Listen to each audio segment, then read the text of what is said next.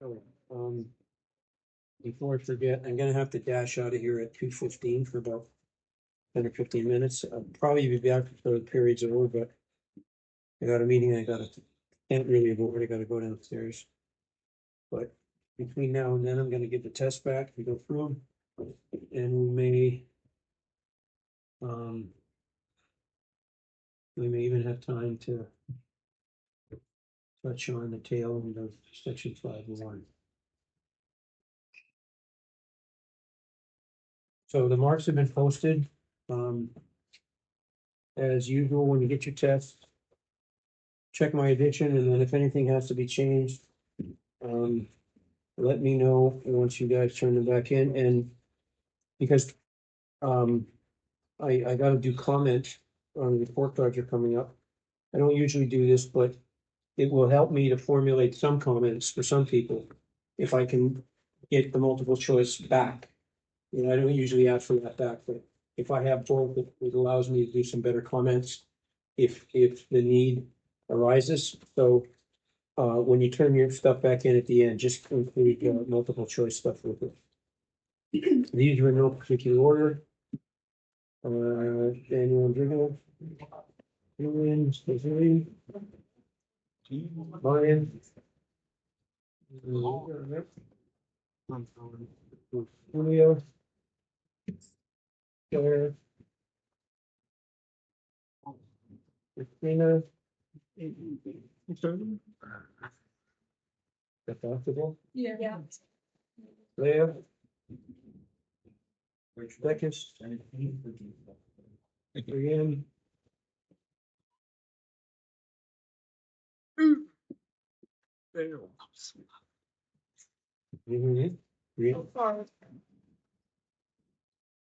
Brian. Brian. Monica. Alexandria. Allison. Cassandra. Basketball. Olivia. Samantha Gray.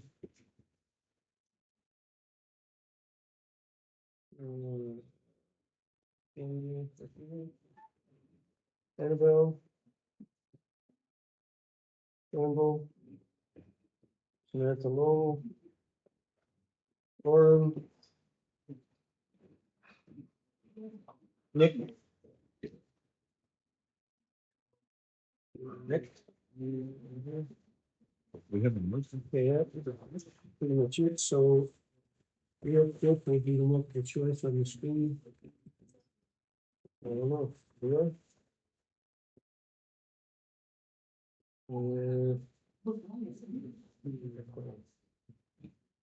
Um, watch the multiple choice carefully because I had to, with this silly computer program, it used to be the case that, the, if I use the same multiple choice for different classes, it would work for all of them, but I gotta input every one individually. So I made a mistake with the block F. I don't know if I made a mistake with you. I don't think I did, but if I did, I'll just do it again. But I think the ones in block G are still okay. So, but again, just watch that carefully as I go through it on the screen.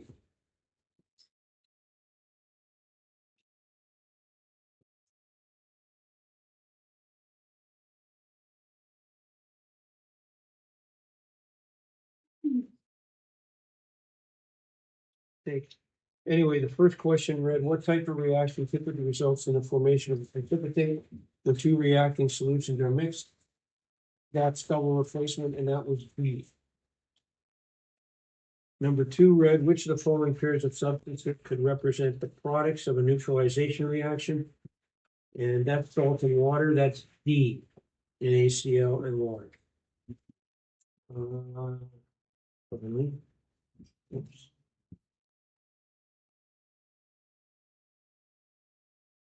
Number three, that was a pretty easy one to balance because it was CNN each 2 plus 2, but that was odd, so that one stayed there, so when you balance it, there was 8 in front of oxygen, pretty straightforward.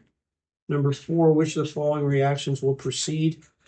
Well, copper will not replace sodium, magnesium will not replace lithium, iodine will not replace fluoride, but chlorine will replace bromine. So again, just the activity series. Number 5. Some of these didn't photograph too well. Which of the following is true for an endothermic reaction? If we go by process of elimination, potential energy of reactants exceeds that of products. No, that's exo. Energy released is greater than activation energy. No, that's exo. Sign of delta H is negative. No, exo. So it's got to be A. Reactant bonds are stronger than product bonds. And that makes sense because if the bonds are stronger, you got to spend more to break them. Then you get back when the product bonds form. Number 5 was also about energy, or 6 was also about energy, which the following is true for exothermic. 2 of these don't make sense. If potential energy goes up, delta H could never be negative. And if potential energy goes down, delta H could never be positive. So either it goes up and delta H is positive, which isn't true for exo, or potential energy decreases and delta H is negative, which is true. Number 7, which type of reaction produces carbon dioxide and water? Hydrocarbon combustion. It's not the only type of combustion that produces carbon dioxide and water, but that always does. A. Which of the following reaction types is usually endothermic? Decomposition. And again, that's pretty straightforward. The multiple choice overall was pretty straightforward. In a stoichiometry problem, if you're given grams of A and it has to calculate grams of D produced, well, if you're given a balanced equation already, then you're going to go from grams to moles to grams. So step 1, you have to turn grams of A into moles of A. Number 10. That's a terrible photograph. In any stoichiometry problem, the first step is always to generate a balanced equation. Because without the mole ratio, you can't do stoichiometry. That's D. Consider the following balanced chemical equation. Again, you can't see that very well, but that's 4 aluminum plus 3 oxygen gives 2 aluminum oxide. How many moles of oxygen would be required to react with 12 moles of aluminum? If the ratio is 4 to 3, you need 3 moles of oxygen for every 4 of aluminum, so 3/4 of 12 is 9. Number 12, consider the following balanced equation. How many grams of water can be produced when 2 moles of sodium hydroxide reacts with excess carbon dioxide? If the mole ratio is 2 to 1, you have 2 moles of sodium hydroxide, so you're going to get 1 mole of water. 1 mole of water has a molar mass of 18 grams. In a chemical reaction, we identify the limiting reactant as the substance that is used up first. Once we use it up, we stop making products, ergo the term limiting. And then the last 2, the unbalanced equation for the reaction between zinc and hydrochloric acid is, well, it's really easy to balance, put 2 there. If 36.46 grams of hydrogen chloride reacts with excess zinc with volume of hydrogen gas measured in a CP will be produced. Well, this happens to be 1 mole of HCl, and because it's a 2 to 1 ratio, that means you're going to make half a mole of hydrogen. The last one is limiting reactant. If 32 grams of hydrogen gas are reacted with 32 grams of oxygen gas, the actual mole ratio, moles hydrogen and moles oxygen is, well, the required mole ratio is 2 to 1. But the actual mole ratio, that's 16 moles of hydrogen to 1 mole of oxygen. There's the actual mole ratio, which is 8 times bigger than the required, which means actual mole ratio is greater than required, and oxygen is limited. So, any mistakes that you saw, or did I hunt for the right answer? Good. So let's do the written response. Question 1 kind of combines 4.1 and 4.2, as I said it would.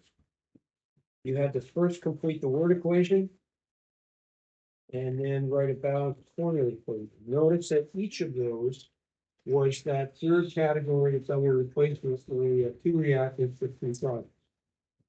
So in the first one, an acid plus a carbonate salt, if you wrote carbonic acid, that's wrong. Carbonic acid is how you write to balance it, but you don't get carbonic acid. It immediately becomes water and carbon dioxide, and you didn't have to write dihydrogen monoxide for water, just water. So the products are going to be lead for chromate, not lead chromate, lead for, and water and carbon dioxide. That was worth one. And the balance equation was effectively worth three. You had to get all the right formulas, and then you got a mark for balancing. So you obviously had to know what chromic acid is, but again, ic acids come from 8 ions. So the balance equation is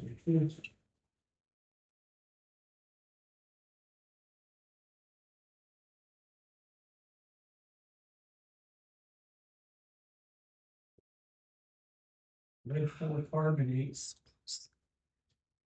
is not 2 and 4. Okay? Always reduced. We're going to get lead for chromate.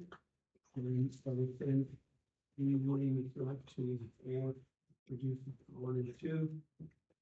And as you started with making carbonic acid, you have to replace them with the same number of carbon dioxide and water. If you wrote both, if you wrote, and a couple people did this, carbonic acid and in brackets water and CO2, don't make me pick. Erase one of them. Okay, so the carbonic acid was the way to balance it, but then you got to replace that with the same number of water and carbon dioxide. The products are going to be chromium-3 oxalate and ammonia and water. Again, not ammonium hydroxide. The balanced equation looks as this.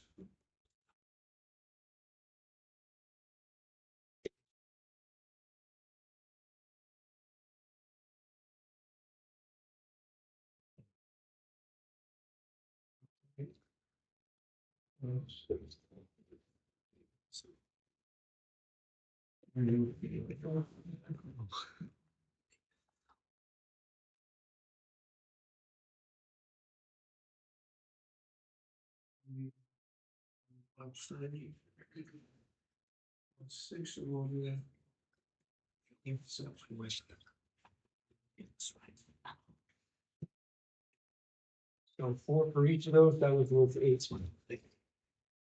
Number 2, I said I would give you a question from the energy section. Given the following delta H value, write a balanced thermochemical equation and an equation using delta H notation. You need 2 intact chemical equations. The fact that it's positive 46.1 means that it's going to be endothermic. So the thermochemical equation has to have the balanced decomposition of ammonia. And both of the elements in that binary compound are diatomic. So thermochem, because you've got to have a 2 there in the balanced equation, you got to multiply 46.1 by 2. So we have 92.6 kilojoules per mole. That's important. And then you get 32 for 3H. That's the thermochemical delta H. You got to write the equation again. You can't just write what delta H from. Oh, I didn't do the. And then you write over here delta H equals positive 92.2, which is or if you want to add the original, you need to separate equation. This are formulas. This is a straight stoichiometry question was number 3. One of the most efficient drying agents known is tetraphosphorus diethoxide. This compound will even remove water from pure H2SO4 according to the following balanced equation. So you actually turn the acid into a different acid.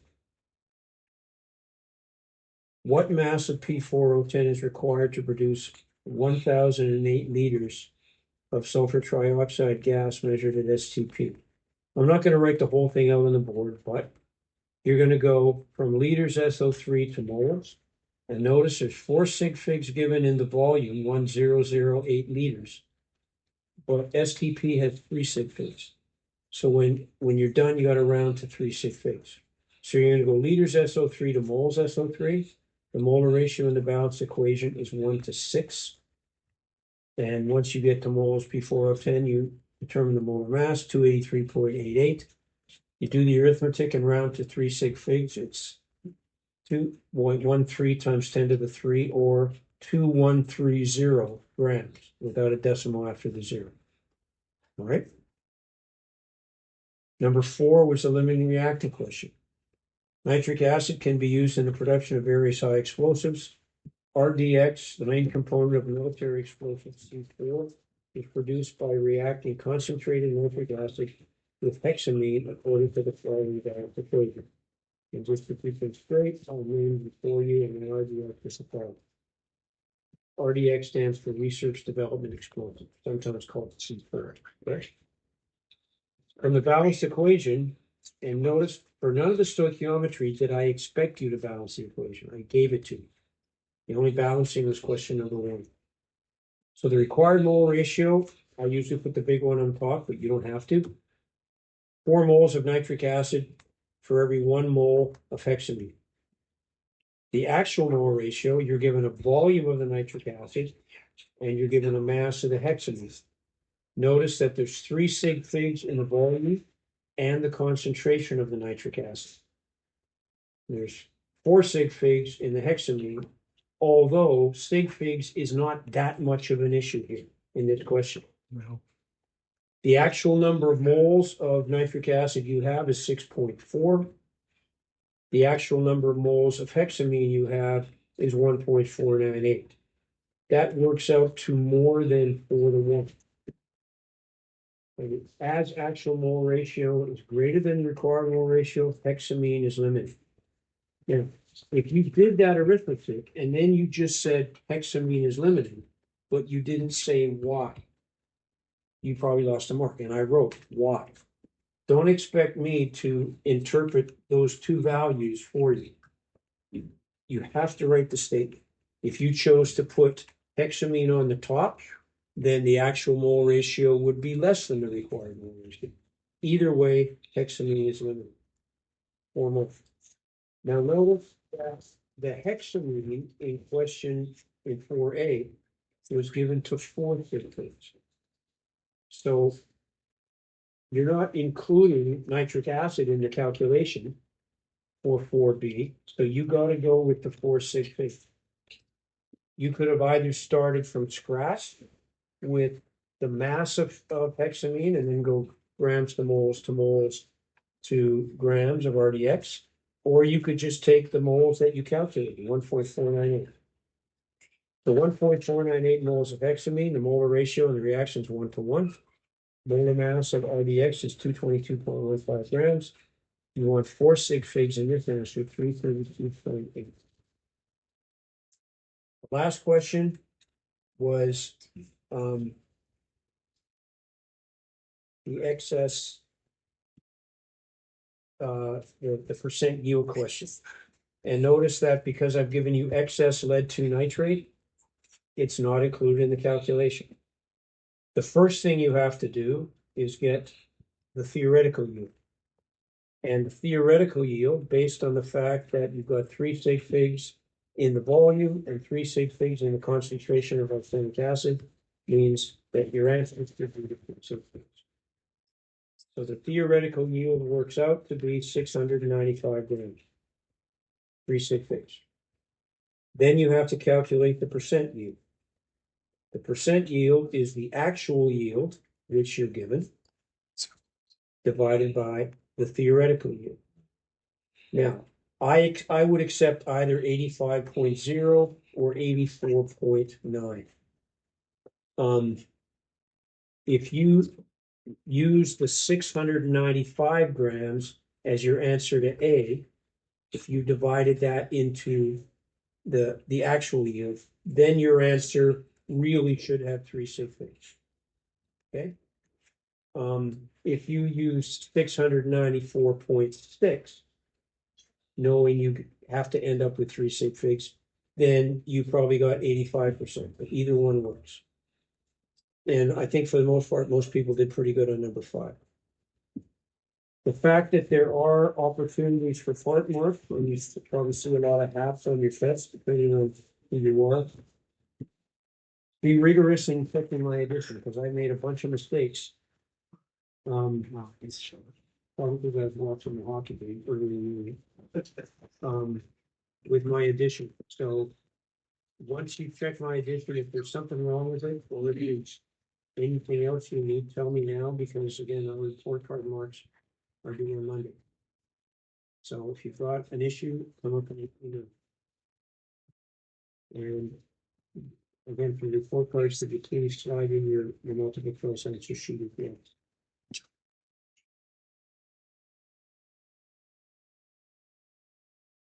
Whether I made a mistake or not, I mean, but yeah.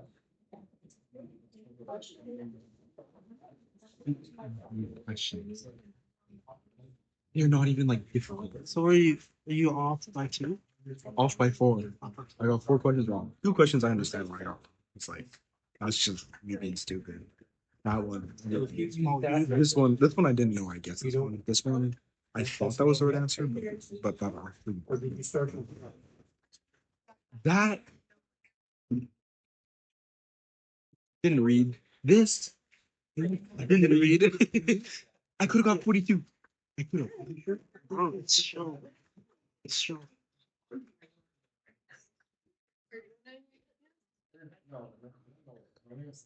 have gotten another 95, bro. Could have gone up 2% instead of 1. This has been perplexing all lunch. So did you use that, or did you? It must be 75 something. It must be 24 something. Rather. I'm genuinely mad about this. You're up. Okay. Are you this I'm at an A now. Like a flat A. oh like 86? I'm at 6-7. No, literally I saw my grade and went at 1%. I was like, ooh, 2068, and I was like, I went from a 66 to 68, and I was like, and then I thought I went down. Thankfully, you're gonna show. Okay, the lab will probably bring us back up. Well, at least show me one extra page cake. Yeah, no jinx it, bro. You don't need to, that's exactly what they need. That actually- I just went with that and that. You know, the other things are fine. I got another 95. Okay, boy. Right, but that doesn't. Oh, Just make it clear what actual number. might be stressed. He's a little bit stressed out. Oh, I'm asleep. Are you kidding? Yeah. That's even better. Hey. Yo. So oh, you. Yeah. Thank you. Thank you, Daniel. Yeah.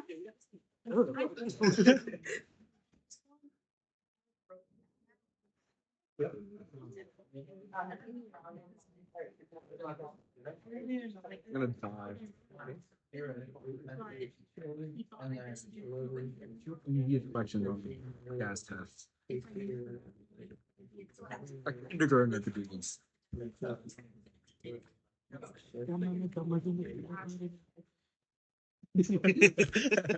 Hey, no, you got this question right. Which one? The products represent product of neutralization. You got that one I saw. Oh yeah.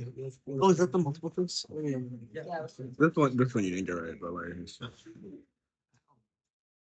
I did this. I studied this. I did the straight stoichiometry.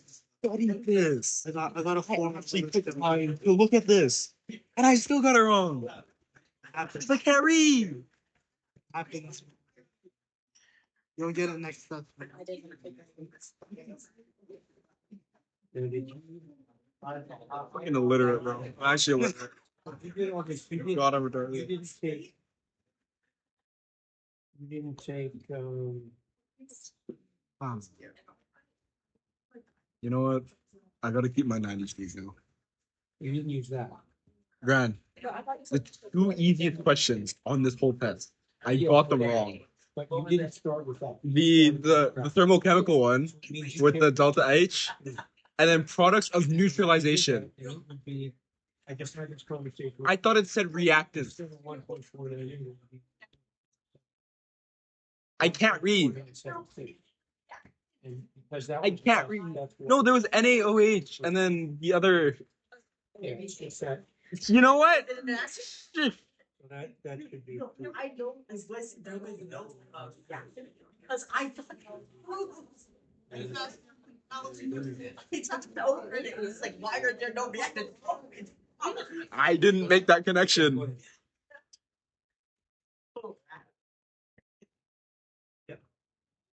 Easiest fucking question ever, man. Fuck me. Fuck me, bro. I don't know if I got this wrong, man. Go ahead and teach it to me. Maybe I'll figure it out. I don't know. I haven't looked at it. You know, you still only got enough stuff. So that's there's nothing wrong with You it. have to be atomic Yeah, energy, that's it. right? And you want to find the percent of What were we saying? right? Uh-huh. So it's I've still got about 10 minutes. that is like 1V Um, from the dying. And then the other one Let's- has to be 1 minus. quickly transition. Wait, it's on my paper now. And the last page Couldn't get it right, bro. in section 5.1, Like all Where the from second 21 page. numbers. which is a diagram of the mass spectrometers.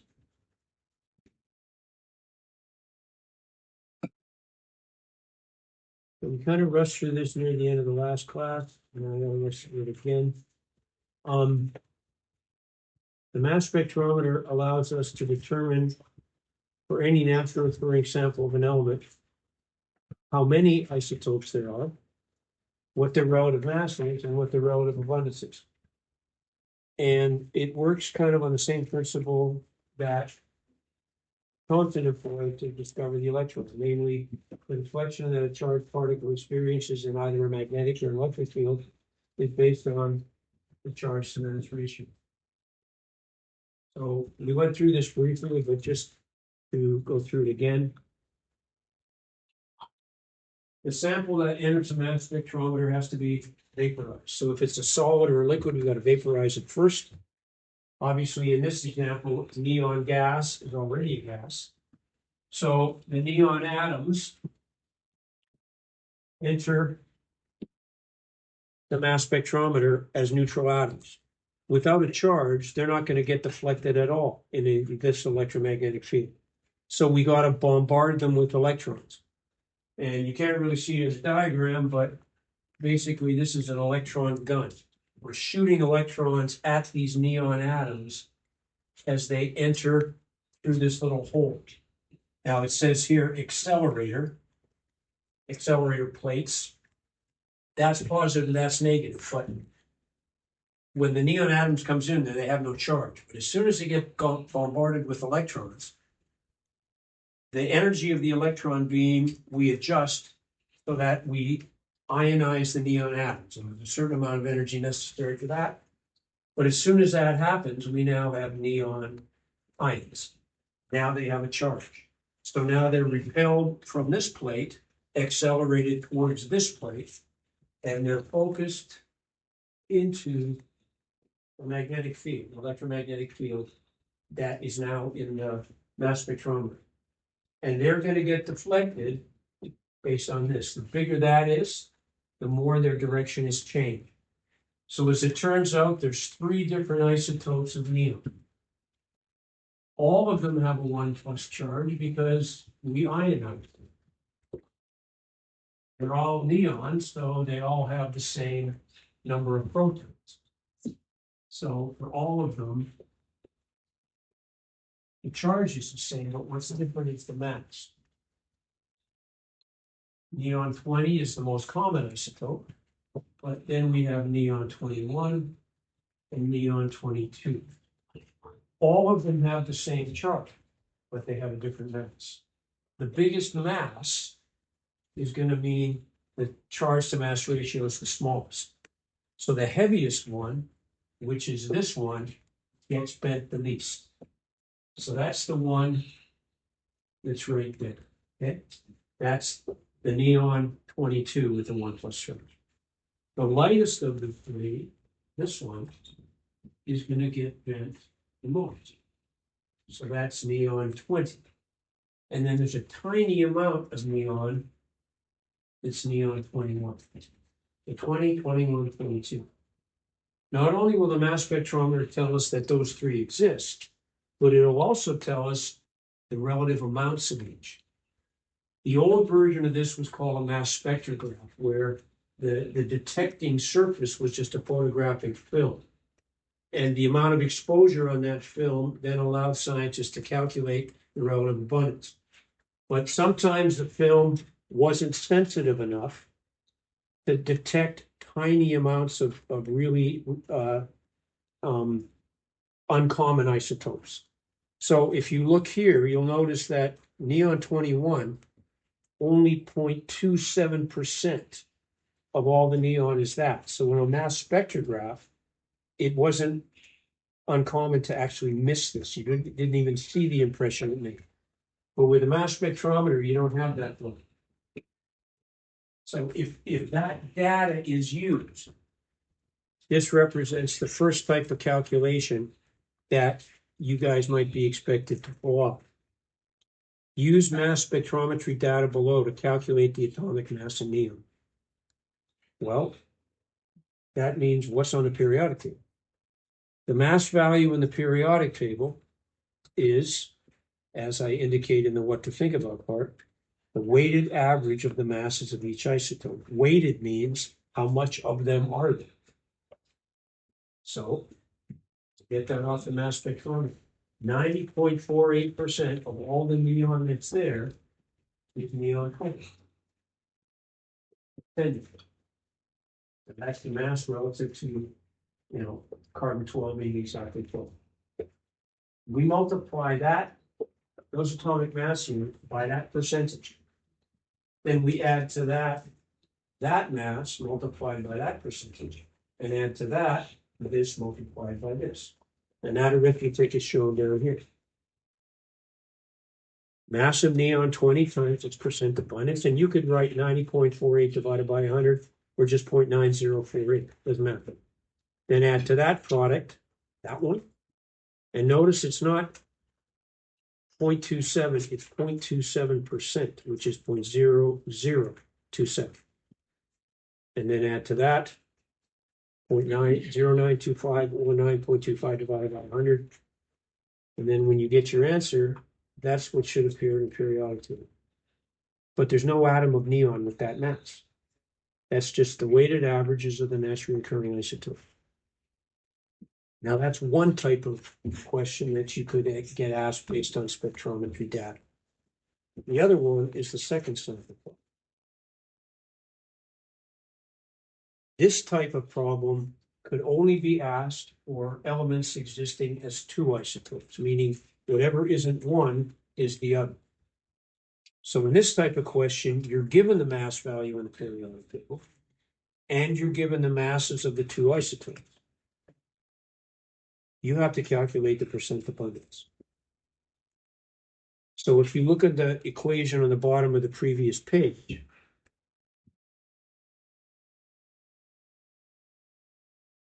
we know what all the arithmetic has to add to it. And we know the mass of each isotope.